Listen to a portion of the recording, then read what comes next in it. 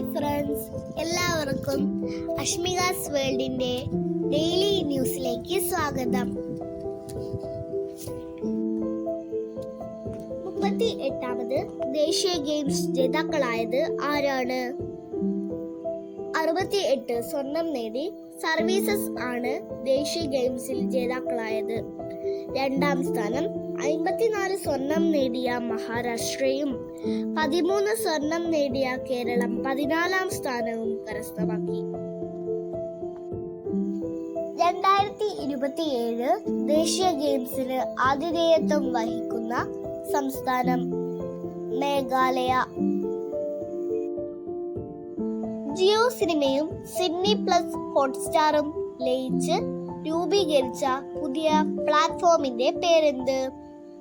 Jio Hotstar.